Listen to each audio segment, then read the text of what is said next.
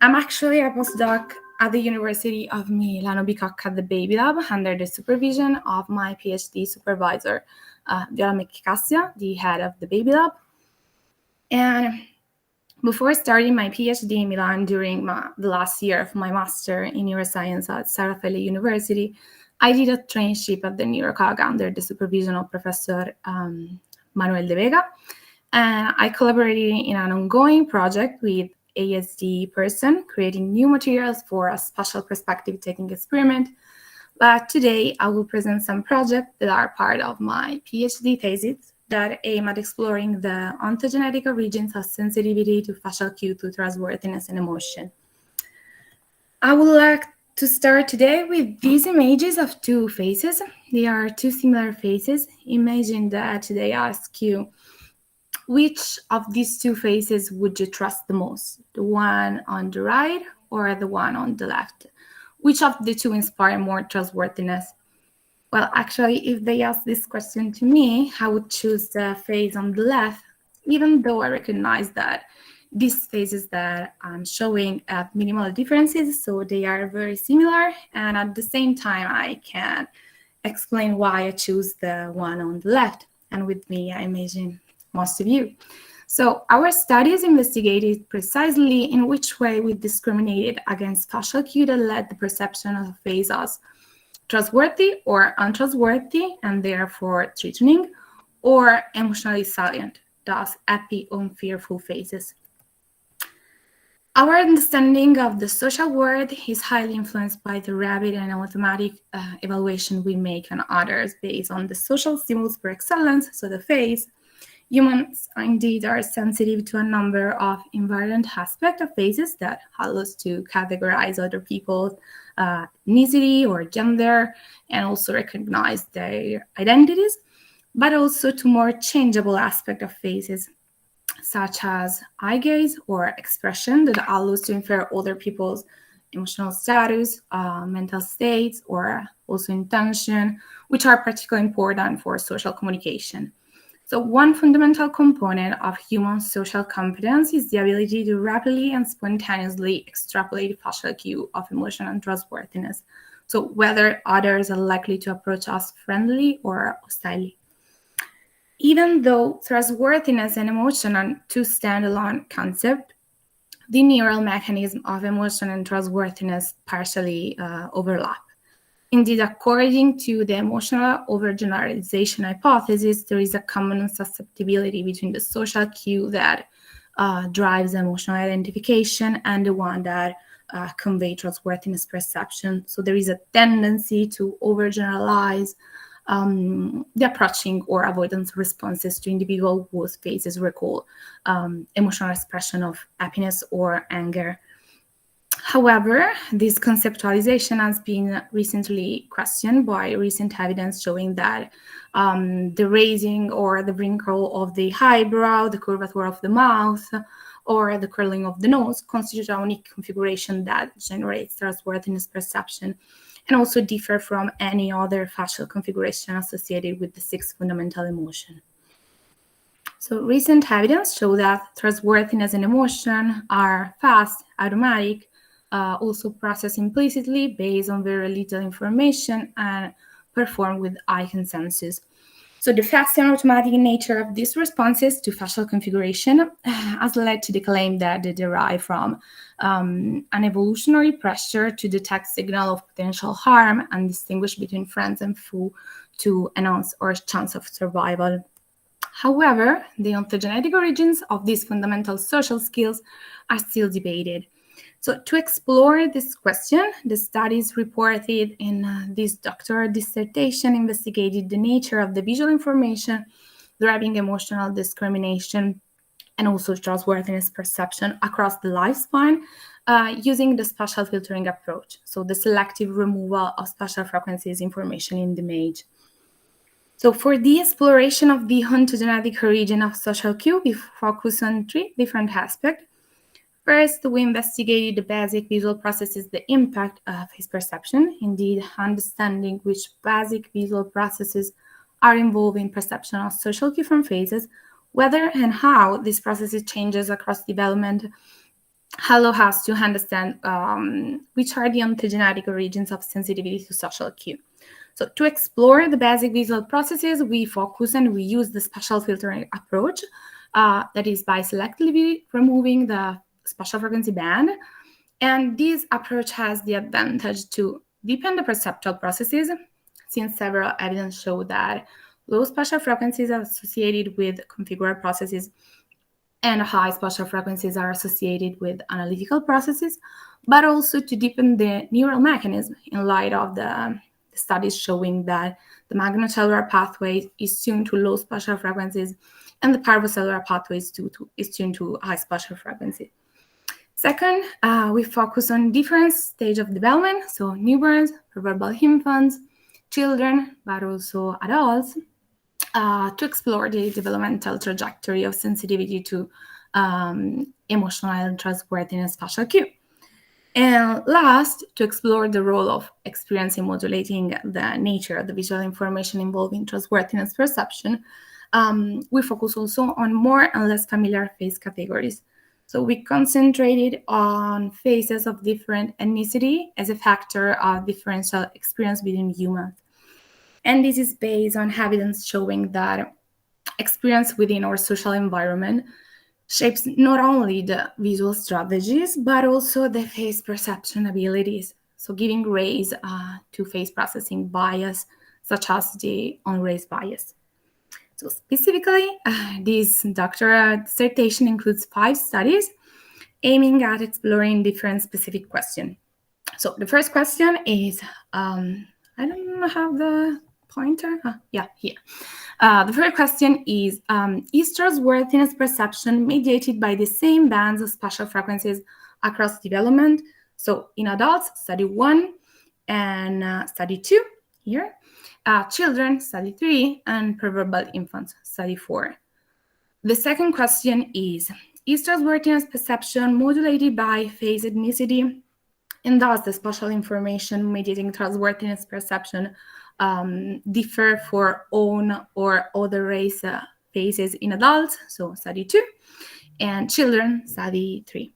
And the last question is, what is the visual information that supports discrimination of facial emotional expression at birth? I will go fast on these behavioral studies with adults to focus more on study with infants and newborns. So the spatial frequency removal approach has been extensively used to explore what information we extracted from faces when we discriminated emotional expression. So the majority of studies focus on adult population and show a crucial role of the configural processes in emotional discrimination, pointing out the central role of the magnocellular pathway and also the necessity to detect, fastly detect the emotional content from faces. Also at the neural level, low spatial frequencies produce an fMRI activation to fearful faces compared to neutral faces in the amygdala. So while the nature of the visual information involving emotional perception has been extensively investigated, little is known about the nature of the visual information involving trustworthiness perception. Indeed, only few studies have investigated what visual information is involved in trustworthiness perception. And these studies show how the amygdala activation was comparable across the spatial filtering condition and the broad spectrum one, so no filter out. However, a recent study investigating the low-level perceptual mechanism, so spatial frequency extraction, when judging the level of trustworthiness of on and other race faces, found that European participants with strong implicit racial bias rely more on low spatial frequency information in their rating only of on-race faces compared to other race faces. So given the scarcity and inconsistency of these studies exploring the role of visual information in trustworthiness perception, the aim of the first study was to explore the effect of high and low pass filter on adults' explicit judgment of trustworthiness intensity using high and low trustworthy realistic female faces. So the experiment took place online and participants were asked to indicate the degree of trustworthiness on a 9-point Likert scale, where 1 indicated very untrustworthy and 9 indicated very trustworthy. So we here use two different cutoff, one based on the visual acuity of adults and children, and one calibrated on the visual acuity of infants, with the plan to use these stimuli as stimulus material to test a group of infants, so study 4. I'll go fast on these results. We found that all portion of spatial frequencies are sufficient to adults to distinguish between high and low. I don't find the pointer here. Between high and low trustworthy phases, attributing higher ratings to high trustworthy phases compared to low trustworthy ones, irrespectively from the portion of visual spatial frequencies available in the image. Although both global and local spatial frequency information are sufficient to discriminate between these two levels of trustworthiness, the selective removal of low spatial frequencies negatively impact trustworthiness perception. On the contrary, while this small portion of low spatial frequencies is sufficient to induce a modulation of trustworthiness judgment similar to that generated by the original images, high spatial frequencies do not generate this discrimination. Thus, our results point out that low spatial frequencies has an indispensable role in trustworthiness perception from phases. However, it should be known that holistic and configural processes are influenced by the amount of visual information. Thus, it is possible that the experience gained with phases overrepresented in the social environment shape the nature of the visual information necessary to generate trustworthiness perception. I would say, in other words, it is possible that the rapid mechanism that leads to differentiate between trustworthy and untrustworthy phases, even with a narrow band, a small portion of global information, is peculiar to unraised phases. Thus, to expand the evidence on the nature of visual information on which trustworthiness perception is based on other raised phases, we conducted a second experiment where we constructed phases of different ethnicity, so Caucasian and Asian, vary along the trustworthiness continuum on 5 levels of intensity. So from untrustworthy to trustworthy through neutral phases. We filter these phases using only the cutoff of adults' visual acuity, and we use an online version of the pairwise preference task. So participants were instructed to identify the most trustworthy phases between the two concurrently presented and selected from the continuum. We found that trustworthiness intensity is discriminated with both low and high spatial frequency information, but such discrimination is easier, so less prone to errors, when only coarse, so global, as compared to fine, so analytical resolution information is available in the images. Moreover, we found that for both Caucasian and Asian phases, participants perform above chance when asked to select the more trustworthy phases in a pair in all spatial frequency conditions. Furthermore, while the selective removal of low spatial frequencies has a negative effect on the discrimination accuracy for both Caucasian and Asian phases, we here observe an accuracy advantage only for Caucasian phases when low spatial frequencies was available in the stimuli versus when the entire band was available in the intact broad spectrum phases. So both global and analytical information, so both global low spatial frequency and high spatial frequencies are sufficient to allow explicit judgment, so in study 1, and perceptual discrimination in study 2, to trustworthiness intensity in adults. Nonetheless, these results also show that the selective removal of low spatial frequency content of the stimuli negatively impact trustworthiness ratings in study 1, and decrease also the discrimination accuracy, the performance in study 2. So trustworthiness perception and its reliance to low spatial frequencies generalize across phase ethnicity, as participant discrimination did not differ for Caucasian and Asian phases. And so the selective removal of low spatial frequencies had negative effect on discrimination for both face categories, but we found an home race advantage only when low spatial frequencies was available in the image. And this indicated that the detection of facial cue to trustworthiness relies heavily on the low spatial frequency content on the image rather than on the high spatial frequency content. So study 3 was conducted to expand this evidence on the developmental population. So we conducted these same studies on children. Indeed, the only study investigating children trustworthiness discrimination across face of different ethnicity adopted an implicit task to determine the individual likelihood of performing certain behavior and show a similar performance with both white and black faces. Moreover, no study investigated what visual information is implicated in children trustworthiness perception on other race faces. Indeed, the only studies exploring the visual information in developmental population show that children from 3 to 8 years old are more tuned to detailed information in emotion and identity discrimination. And only in later childhood or pre-adolescence, a shift from featural to configural or holistic face processing appear to occur. Thus, our aim was to investigate whether the nature of the visual information which trustworthiness perception is based differ for more versus less familiar face categories in preschoolers and also school-age children.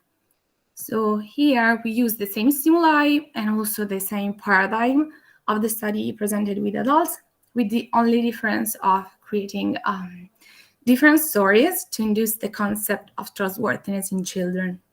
So all stories were presented at the beginning of each session through a video in which the children were asked for help in completing a game.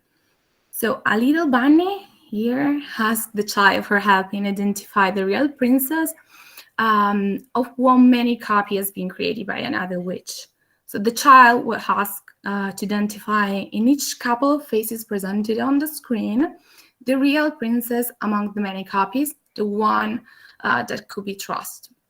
So the bunny video appears in the middle of the task to motivate the child to continue the activity and also at the end to reward the child. So in each of the 3 sessions, so low pass, high pass, and full spectrum, these videos with different stories were used to induce the concept of trustworthiness, but also to keep the child's motivation high to complete the task. So children data show an opposite pattern in respect to adults, as they rely more on high spatial frequency information when discriminating trustworthiness intensity from on-race faces, and more on low spatial frequency information for other race faces. A similar pattern was found when the analysis was performed splitter for the age group, so for 5 years old and for 7 years old, pointing out the fundamental role of high spatial frequencies for on-race faces. We interpreted these results considering that preschoolers are building and refining their perception of trustworthiness from faces. So through exposure to trustworthy and untrustworthy faces in their social environment, children build their representational space, so the trait space, and this process is centered on the face categories that are more frequent in the child's social environment, which typically includes on-race faces.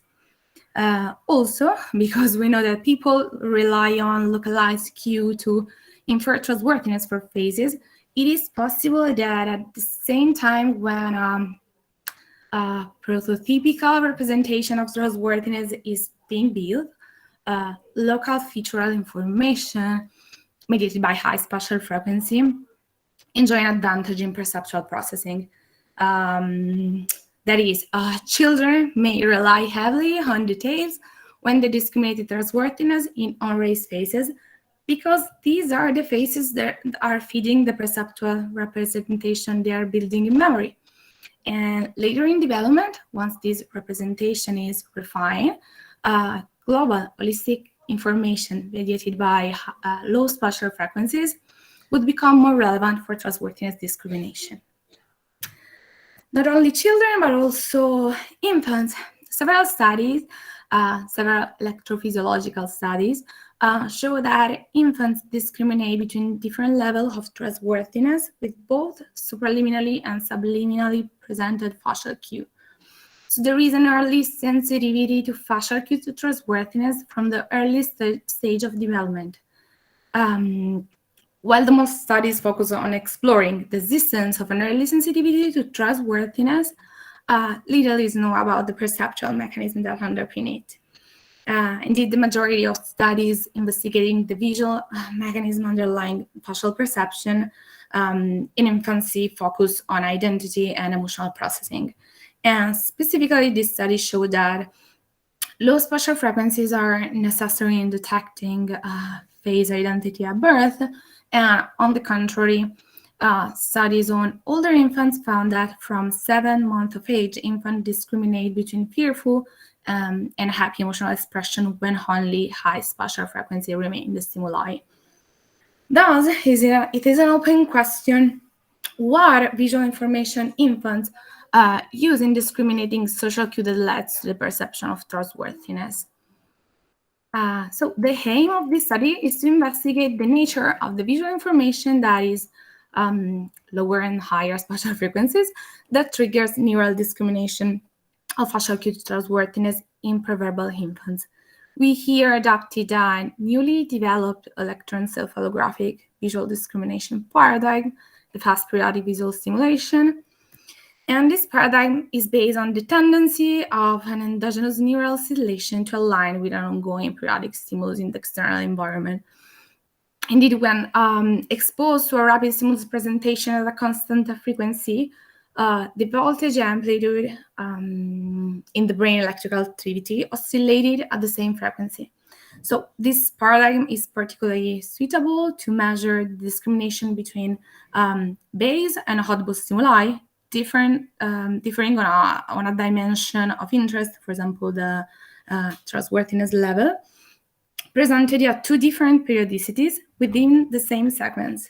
So the discrimination response can be measured at a frequency at which there is a change in phase categories, so the audible frequencies, expressed in terms of signal-to-noise ratio. And we here use the stimuli used in study 1 with adults and to conduct a qualitative investigation of age-related differences in brain sensitivity to trustworthiness from filtered phases. A group of adults was also tested using the same paradigm. Thus, infants and adults were presented with high and low trustworthy phases as standard and audible, so deviant stimuli, and the audible category, so high or low trustworthy phases, was varied within subject. So the stimuli were presented at a fixed rate of 6 Hz, that is the baseline, following an audible paradigm in which every 15 age, the deviant stimulus was introduced, creating a trial sequence containing changes in trustworthiness intensity at a frequency of 1.2 Hz. And fast periodic responses were analyzed at both frequency of interest and their harmonics as a function of the audible, so high and low trustworthy. Okay, let's imagine here the pointer here. Okay, these are the same phases, low trustworthy phases, and this is the high trustworthy phases. And these are A, B, so A, B, and this is the sequence we use. The visual spatial frequency content of the stimuli corresponded to feature also high spatial frequency, configure low spatial frequencies, was manipulated using a spatial filtering approach, similar to that used to test infants' emotion discrimination in previous studies. So for both adults and infants, the baseline response was analyzed through Z-score of all occipital region of interest And also the audible response was analyzed through subscore of the 7 regions of interest. We also conducted linear mixed model with conditions, so high and low trustworthy phases, and also spatial filtering and ROI as fixed factors, and random intercept for participants. So I'm going to present first the analysis of the Z-score and then the mixed model. So data from the infant sample show that the activity in the occipital regions oscillated at the frequency of presentation independently of the condition. So high on low trustworthy audible, and also independently from spatial filtering, high-low spatial frequencies. The linear mixed model analysis revealed higher responses in the medial rather than the occipital regions. And these are the baselines. So giving information about infants are watching the screen.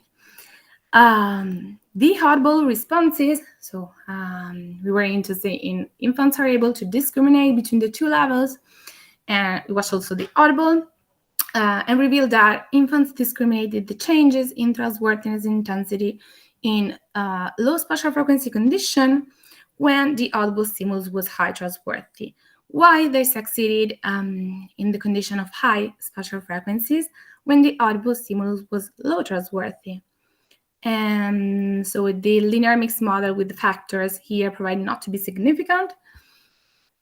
Similarly, data from the adult sample show that the activity in the occipital region oscillated at the frequency of presentation independently of conditions, so baseline. And the linear mixed model analysis revealed a similar pattern of infants with higher responses for medial rather than occipital regions.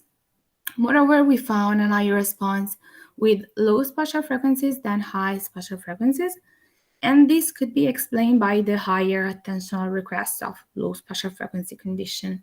Indeed, it should be kept in mind that we are using here the cutoff calibrated on the visual acuity of infants.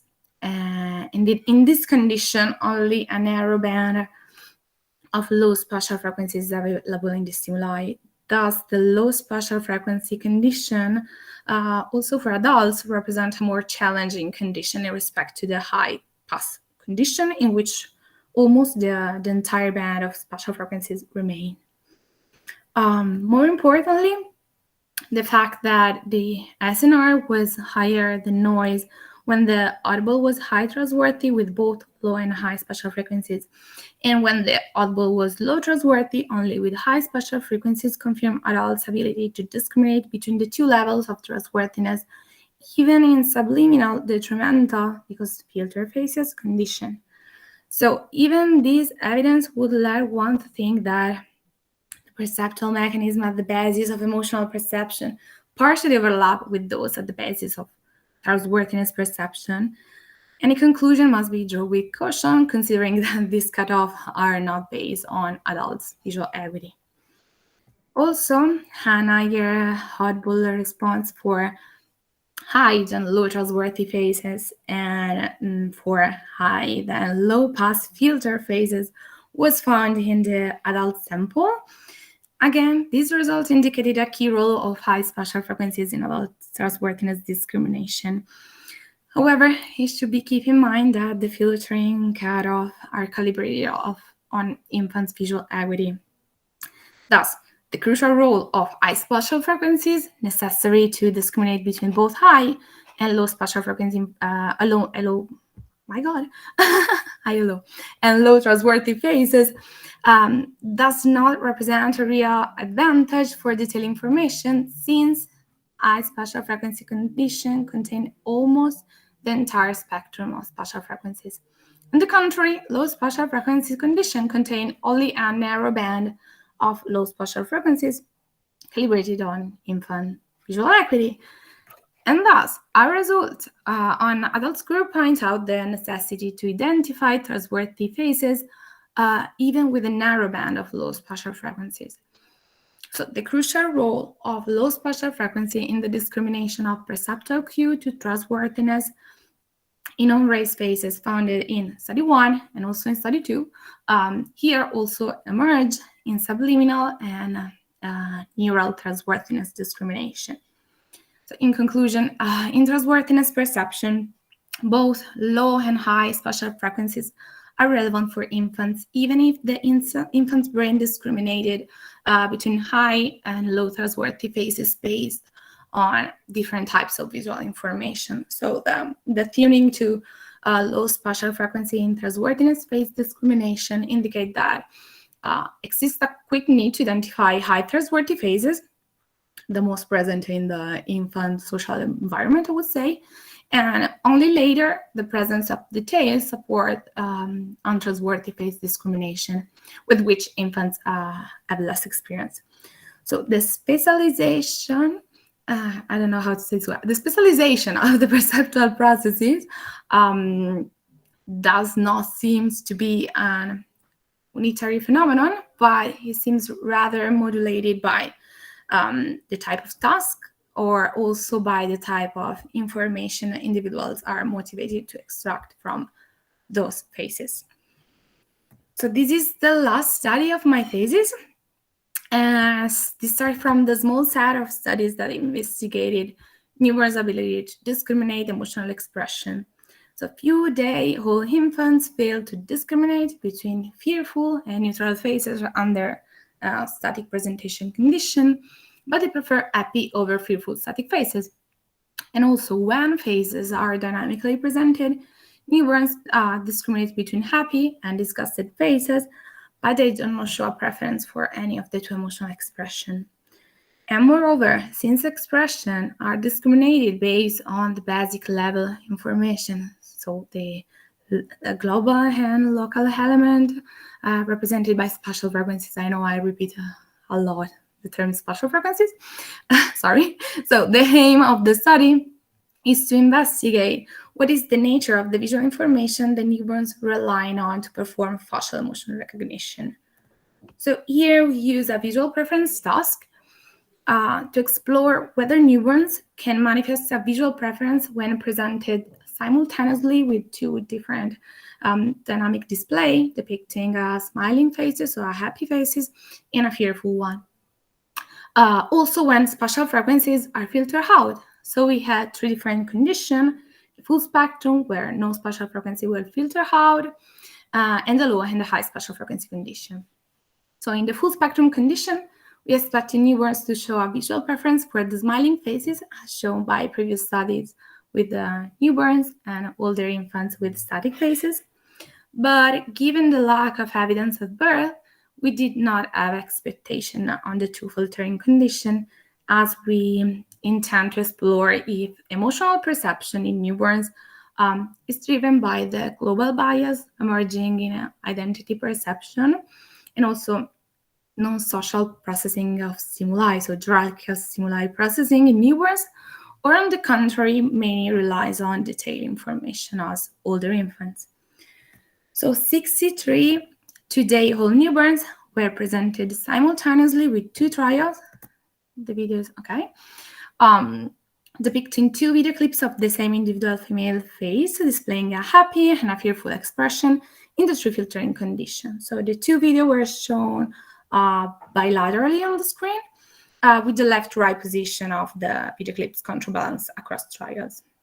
Newborns were seated on the lap of a student in front of a monitor, and a camera was placed above the monitor that recorded newborn gaze, thus allowing an experimenter to code online newborns' visual behavior.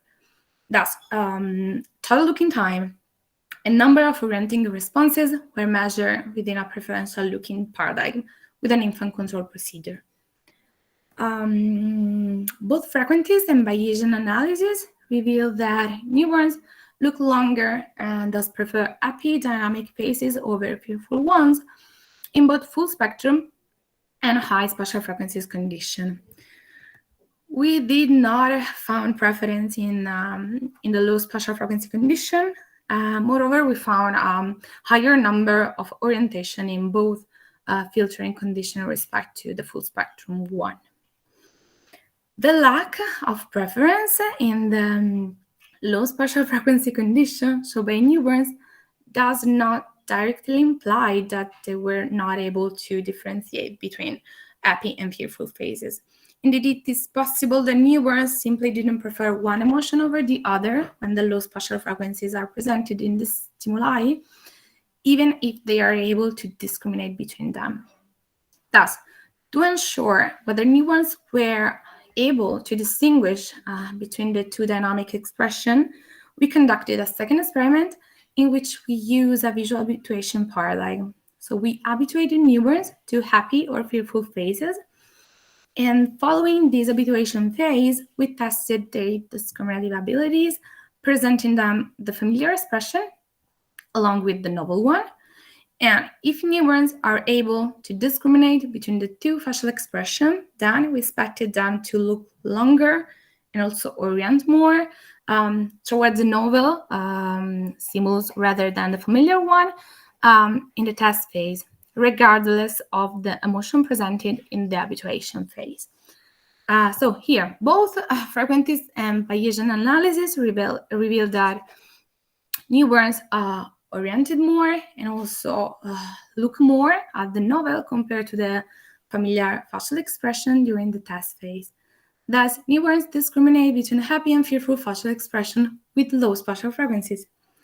So, to sum up and conclude, we found a series of novel findings. First, newborns prefer happy over fearful facial expression, and this can be explained by the experience that newborns have with faces more represented in their social environment. So the positive interaction with humans, with mother in the initial day and months after birth may explain young infants' early visual preference for smiling faces over other expressions. And overall, our findings also suggest that newborns discriminate between happy and fearful facial expression with both high and low spatial frequency information, but they prefer happy faces when only high spatial frequencies remains. So it seems that detailed information highlights the facial cue that leads newborns to prefer happy faces, the one that they probably have more experience with. And on the contrary, the global information leads to, would say, non-preference for happy faces, making also the fearful faces as salient as the happy one. Thus, even if the global bias is not present for emotional phases, it still plays a crucial role in emotion discrimination by making more salient a stimulus on which newborns have less experience, but which is ontogenetically and evolutionarily important to detect, so fearful phases. So the take-home message is the visual information present in the image modulates the perceived salience of facial cue of emotion at birth, with low spatial frequencies contributing critically to the salience of treat-related cue. So in conclusion, both high and low spatial frequencies provide sufficient visual information to allow both emotional and trustworthiness perception in newborns, preverbal infants, children, and adults. So emotion and trustworthiness are carried by both coarse and fine resolution visual signal across development. But the visual information that more heavily contributes to trustworthiness and emotion perception changes over the course of development as a result of accumulating experience with phases, also in the individual social environment. So we have seen that newborns and children rely more on high spatial frequencies and adults more on low spatial frequencies, but differ also as a function of phase familiarity across development. So there is a shift from high spatial frequencies to low spatial frequencies in trustworthiness perception. Indeed, children rely more on high spatial frequencies, while adults rely more on low spatial frequencies when discriminating trustworthiness from unraised phases. So altogether, this evidence gathered from the current studies adds to the existing literature suggesting that emotion and trustworthiness perception are based on an adaptive and also evolutionary sensitivity early in life that is refined over the course of development as a result of both quantity but also quality of facial experience in the social environment. So thank you for your attention, and thanks to the Baby Lab. If you want to follow us, these are our social profiles on which we spread the ongoing research. And we are happy to say that we are the Baby Lab with the most follower on Instagram in the world. So thank you, Michelle and Martina. And if we still have 30 seconds, I don't know what time is it, I don't know if I'm alone here in front of the screen, but if we still have a minute, I would like to show you a very short video on the G testing of 6-month-old infants. This is one of our laboratory in Bicocca University. We had one laboratory with degli and another one with the eye tracker, also the skin conductance. And here is the laboratory that we have set up in the Mangiagalli Hospital in Milan. This is the maternity yard where these studies that I presented to you have been carried out with newborns. This is the setting. So this is the computer used to record the newborns' eye movements. This is an example of a study with the newborns. And these are the eye movement we register with Belliter represented stimuli. So thank you. And I would ask us so I can see you, but I don't know if I'm alone. Oh.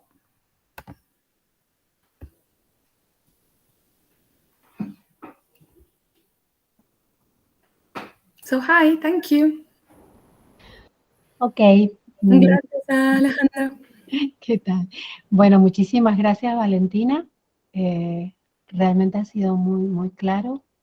No veo que hayan preguntas. ¿No estoy viendo? No sé si hay alguna. I have questions. Bien, ahí va. I have a series of questions. Sorry, I'm putting my camera on. Hi, everyone. Hi. So if no one else has questions, I have a series of questions. So the very first one is very general. So was wondering, sorry, I arrived a bit late, so maybe it was an introduction and I totally missed it. But so what are the main implications of your study? So if you had to put it somehow in practice, so with all this knowledge about the low and high spatial frequencies, whatever, and trustworthiness, what would you do with what are the main implications of what you've done? So this is the first. And also the other one is, I think I missed something maybe from the results. So can you please try to draw me again a developmental trajectory of the changes you've seen across, so from the newborns to the adults, and just try to maybe show me again how the contribution of low and high spatial frequency change, and if there is also a linear trend somehow. Okay, so thank you for your question. And so first, the selective removal of spatial frequencies also from a neuroconstructivist approach gives information about so studying the basic visual processes, give information of more complex cognitive abilities. And in particular, basic visual processes allows to deepen the perceptual processes. So what is the visual information that we extracted from faces? So we concentrated more on details when we are watching a face, or we concentrated more on the global configuration. And this also gives us information about the fact that the perception of faces is fast. So if I can perceive a face, an emotional salient face, only with configured information, I would say that this will be a fast and automatic process. But also the basic visual process investigation allowed to deepen the neural mechanism, because the magnocellular pathway is activated by the low spatial frequencies, while the magnocellular pathway is activated by high spatial frequencies. So this is an approach that gives information about two different aspects, the visual processes, but also the neural mechanism. And for the implication, I would say, if we can trace a developmental trajectories in the typical development population, we can also trace if there are some different trajectories in specific population, such as autism spectrum disorder. We know that children with autism spectrum disorder are more concentrated on details rather than the global configuration. And this is not an aspect that I would say make them difficult to perceive phases, but rather is an enhanced process in another way. So if we can trace developmental trajectory, we can also investigate it since the first stage of development. I would say in newborns, for example, we know that in the last studies, we know that newborns are able to discriminate between emotional expression since the first hours of life, so since 24 hours, with both spatial frequencies. So they are able to extract, to differentiate between a positive valence emotion and a negative valence one, with both details and the global configuration since 24 hours of life. And if we notice different trajectories in specific population, we can also, I would say, we can also, I wouldn't say discover, but we can also trace different trajectory that are going to go in another way, and this allows us to this is a non-invasive way to make a precocious screening, I would say. I'm going super on our investigation. And I don't know if I have answered your question. And the second I remember that was about the developmental trajectories. And so what we found is that for both newborns, preverbal infant, children, and adults, high and low spatial frequencies are sufficient visual information to allow both emotional and trustworthiness perception. But the visual information that mainly contributes to during this stage of development changes as a function of familiarity, as more familiar phases are perceived also with the global configuration. So, for example, in adults,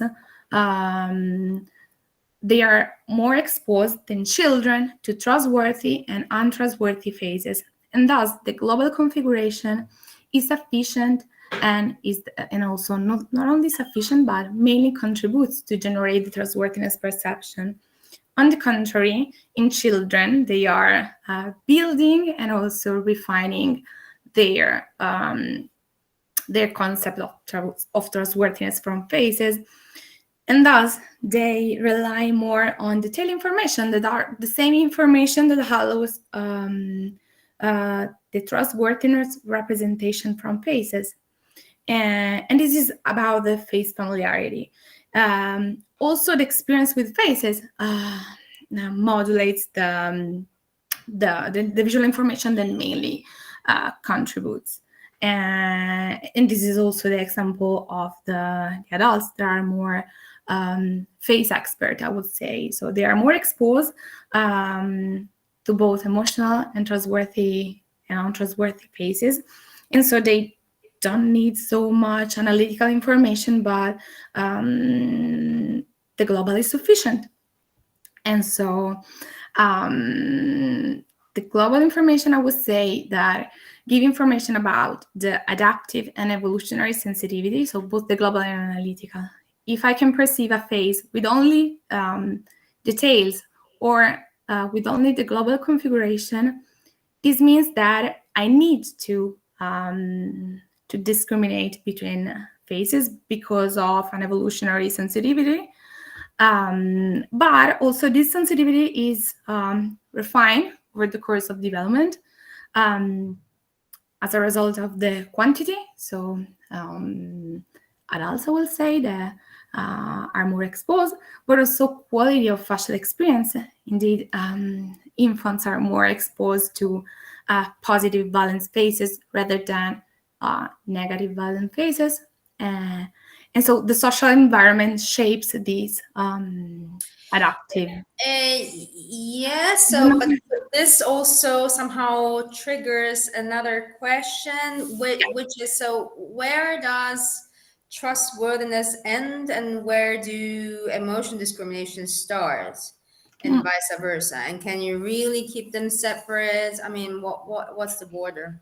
Okay. Yeah, I would say there are some facial elements that overlap between the.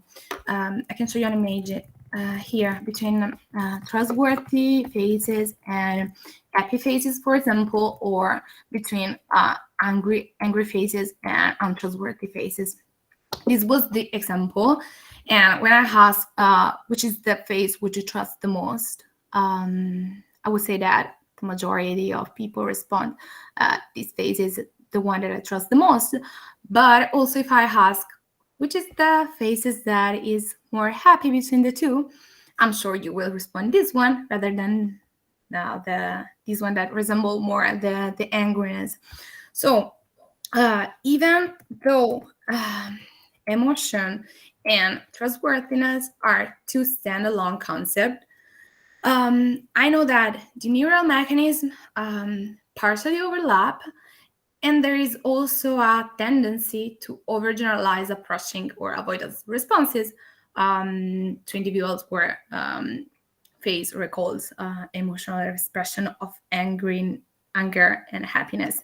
But it's valid also the contrary. So if I present happy faces, I would say that you would trust the most these faces rather than an angry one. But the configuration at the same time of the trustworthiness action units is different from the configuration of the 6 fundamental emotion, even though there is a common susceptibility between the two. So I would say a harder investigation of the trustworthiness action units would be needed to explore what is the degree of overlap. But at the same time, our results say that even from the early stage of development, infants perceive these two phases as different, not for identities, but for, I would say, approachability. And it's the same with emotion, I would say. Do you present these stimuli also to adults? Yeah, or kids, or these are validated. Yeah, these are validated by adults. And in the first and second study, here I presented. But you also ask them. So, have you ever asked them to rate the faces in terms of, I don't know, pleasantness, for example, beauty? So, for example, to me, very. I mean, it's banal, but the left one looks nicer than the right one. And there's a huge literature, the evolutionary literature about infants preferring more beautiful faces than. Yeah, sure. Yeah, and exactly, and also the spatial filtering and some characteristic, I would say.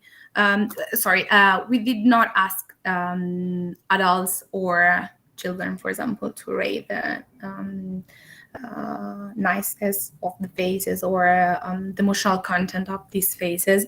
I know that previous studies have done it, and they found that trustworthy faces are associated more with happy and nice faces, while untrustworthy faces are associated with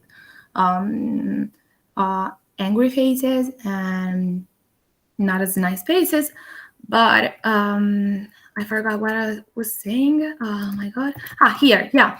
That the spatial filtering enhance some characteristic, and if you here, for example, the low pass filter enhance the global configuration and makes the face more rounder and more baby-like. So while at the opposite, the high pass filter enhance the characteristics of the details.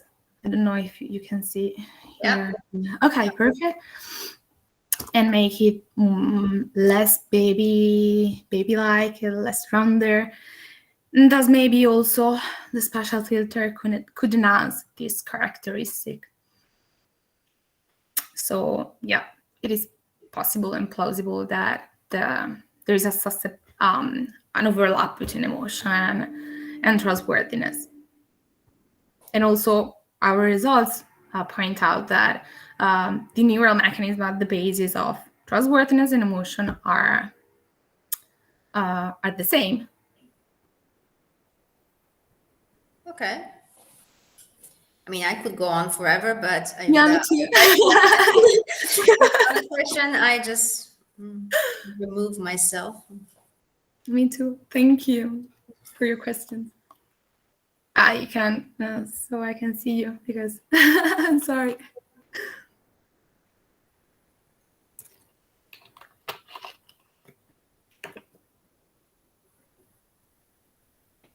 Okay, any question? No? Ok. Vale, Valentina, muchísimas gracias nuevamente por tu disposición, por tu tiempo. Muchísimas gracias a vosotros. Y la verdad que es un gusto poder mostrar los nuevos talentos que están apareciendo. Así que esa es una de los objetivos que tenemos en el instituto. Así que bueno, muchas gracias a todos y a todas por participar, por venir y por sus preguntas. Y bueno, seguimos en contacto, ya sea por las redes, y si no, ya tienen un mail donde podemos contactar. Creo que Valentina lo comentaste, grabamos esta sesión, así que si alguna persona la necesita, pues simplemente es cuestión de que nos la pidan a uneuro@un.edu.es o por las redes sociales por mensaje privado y se los enviamos, ¿vale? Sí, también creo que la vamos a poner también en nuestra página sociales, entonces, así que está guardada, la vamos a poner en, no sé si en Instagram o en la página de internet, pero sí. Y si quieres puedes escribirme, tienes mi correo y también la página, aquí tenemos también lo de, lo de Facebook en Instagram del Baby Lab y nada. Entonces, muchas gracias, de verdad. No, gracias a ti y bueno, buen jueves para todos y todas. Hasta luego. Que tengan un buen fin de semana. Hasta luego.